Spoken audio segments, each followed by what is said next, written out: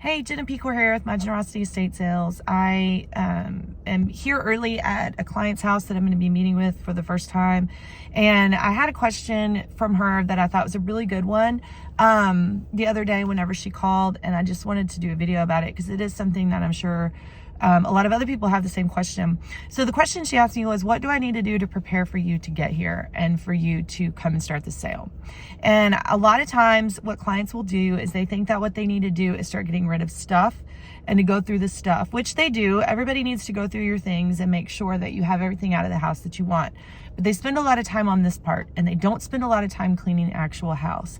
And that is really what needs to be done. More so than anything else, is clean the actual house. And that's everything. That's a detail clean. That is clean the fans, clean the ceiling, the blinds, dust, move furniture around and vacuum and sweep and, really clean the floor. A lot of times in these houses, it could be someone that has become elderly or the house has been sitting empty for a while and there are bugs or things that have gotten in and they're behind doors and, like dead bugs, crickets, things like that. And so this is not something that estate sale companies normally take care of, but I will tell you that a house that is clean has a much higher chance of having higher sales than a house that is dirty. So it is something that we actually put in the contract, that the house needs to be cleaned before we get there. And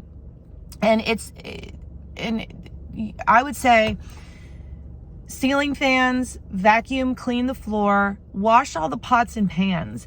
These are things that people don't think about, but if you I love to be able to say that everybody cleans their pots and pans really, really thoroughly. But what I will tell you is by the time that we get there, if you have not used a pot and pan that has not been cleaned thoroughly and has been sitting there for a while, it is very grimy, it is very hard to wash, and it takes a lot of our time. And that's really not something that we should be doing. That is something that the seller really should be taking care of. So wash those pots and pans, wipe off appliances. The next thing that you need to do is clean out the food. So we can't sell food. We can't sell alcohol.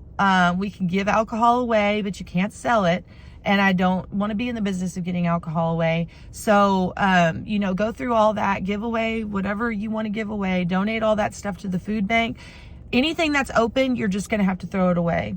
Even if it's good food and even if it's expensive, whatever. Let's say that you have a can of cherries, really, really high-end expensive cherries that you bought, or olives, or you're just going to have to throw it away. Because a lot of times food banks won't take open items anyways. A lot of it's just going to have to be trash. So get rid of all of that. And get rid of all of the, anything that's perishable. The next thing is to get rid of all the medications. So if there's any prescription medications, you need to go get rid of those in the proper disposal, but don't get rid of all of the cleaners or, soaps and, empty bottles of perfume. All that stuff can be sold, but the prescription medication, definitely go take care of that and dispose of that where it needs to be disposed of. And then the other thing that we are starting to ask people to do is, if you are planning on us selling a fridge and a washing machine, and if the fridge is connected to the water line for ice or whatever, it needs to be disconnected from the main water, or from the line in the kitchen and the line in the laundry room. What we've noticed in the last several times that we've tried to do this, trying to find the connection, there was one house that the connection, they had put up a panel, wood paneling behind the refrigerator, and the actual pipe where the fridge was connected was behind the paneling. So we go to try to sell the fridge and we can't disconnect it because we can't get to the disconnection. And it was and then we couldn't get into the water line of the house because you have to call the city to come do that at this particular address. So that was a mess. And then if the washing machine or the fridge has been there for a really long time, chances are the connections are very corroded. And what will happen is you can't get the water turned off all the way.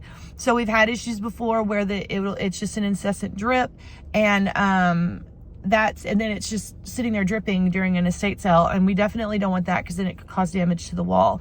So make sure that, you know, they work, and if they're in working order and all that stuff, and we know the condition of them, then just go ahead and disconnect them. And then because that is really not something that we feel comfortable doing. We don't want to ruin the house. And if we are planning on selling a refrigerator, you need to clean out the refrigerator. And by clean out, I mean clean it. It needs to have everything out of there. It needs to be cleaned with a cleaner, because nobody wants to buy a dirty refrigerator, and nobody wants to have to clean someone else's refrigerator.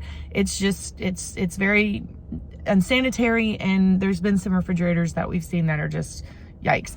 So that would be the main things that I would tell people to do.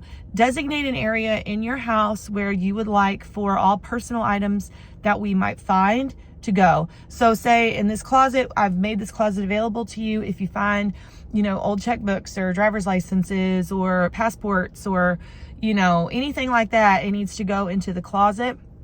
And then if we come upon those things, you don't have to worry about them being thrown away or whatever. And so if you miss things, then, you know, as you go through the house yourself, just know that that's going to be taken care of for you. But that's the main thing that I would tell people.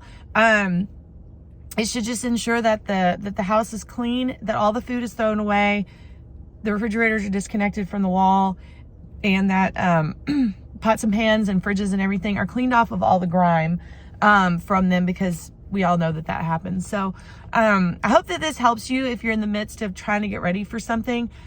I really, it's important to me that people spend their time efficiently, and what I don't want people to do is waste a bunch of time on organizing the items when we're just going to go behind you and probably organize them anyway.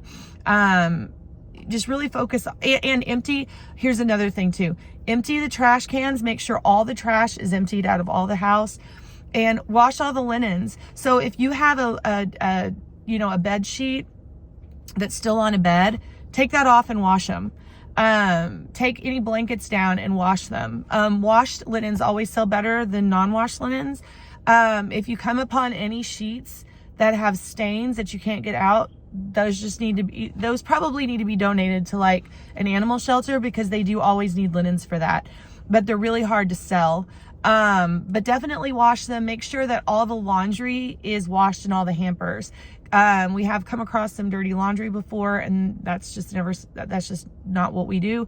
So make sure that that's all washed. So really just take care of all the cleaning maintenance items. That's a very good place to start with an estate sale. And if you have any questions, just let me know, and I can certainly guide you in the right direction.